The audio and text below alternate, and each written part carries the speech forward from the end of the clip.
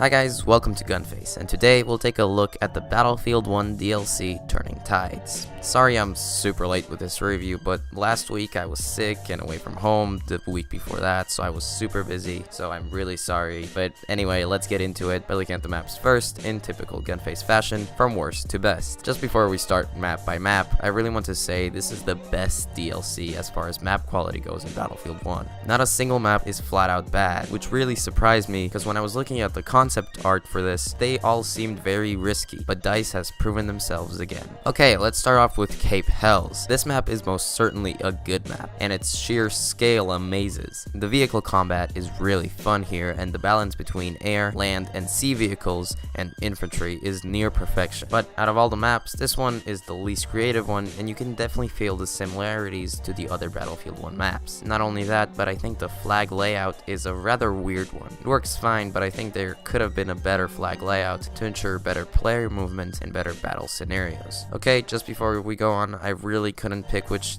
of these maps are better or worse. I could barely find any flaws with them, so I just rated them with the same amount of goodness.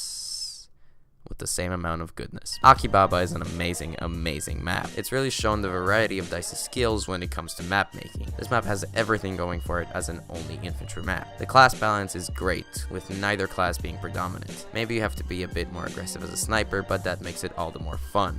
The perfect positioning of the flags creates non-stop battles on a perfectly sized space. I say that because the grenade spam areas are almost non-existent. This map allows skilled players to go on incredible streaks due to the great flanking opportunities. I mean, I've never finished a round of Conquest on this map with under 25 kills, and I suck at this game. Heligoland Bite is, just like Akibaba, an amazing map. Two completely different maps, and yet both astonish. This map has its finest qualities in vehicle rather than infantry combat. Well, that's pretty obvious, but the naval combat, including the new ships, has really exceeded my expectations. It's so much fun chasing an enemy boat round and round, trying to hit it with some of those torpedoes, and it's so satisfactory to blow up a boat with 5 players on it and get those sweet multi-kills. The islands on the maps that serve for infantry play are really good as well. Whenever you're on a beach trying to get to the closest bunker for safety from the enemy bombardments, it feels like you're in a war movie. It's crazy. Zebra Bruges.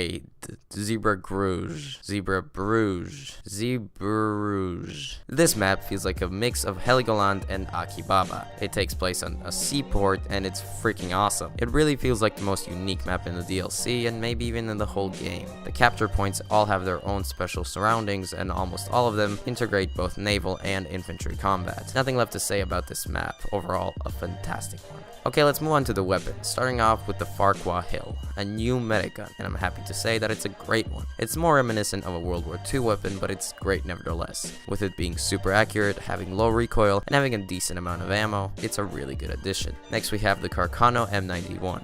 Again, a great sniper with iron sights from DICE. This one may not pack a punch like a Martini or a Lebel, but it's fast and basically has no recoil. Now let's talk about the M1917 MG, or as we like to call it, the Bucket. This might be one of the strongest support guns, and also one of the most stable and accurate one in the whole game, but it's also one of the ugliest. I genuinely don't like using it, so I don't have much to say about it. It's fine, but it's really ugly. It's hideous. Up next, we have a much prettier gun, the M1917 Trench Carbine. This might be one of my favorite guns ever. I can't believe how easy it is to use it. But the thing is, it's not like the Automatico where it raises your chance of success immediately. No, it's just relaxing and so simple to use it due to the almost non-existent recoil and amazing accuracy. Machine Pistol is another disappointment for me. I really thought this would be the highlight gun of the DLC, but it definitely wasn't. Even though it's super fast, the hipfire doesn't seem that good, and the really low ammo count makes this a lame gun in my book. I'm sorry I couldn't unlock the Arisaka, I really tried, but to get 3 multi-kills as a scout, I found a bit hard. Let's move on to the vehicles. There's a new destroyer and a new airship.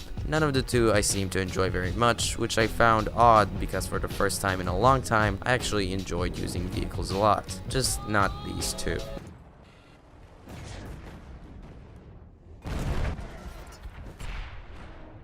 Moving on to the new elite class, the Infiltrator. Now this is a great add-on to the game, and for the small amounts that I used it, I really enjoyed it. I think he's by far the most exciting elite class in the game. That would be my super late review of Turning Tides. First of all, thank you for 100 subs, almost 150, and thank you for watching this video from Gunface. Goodbye.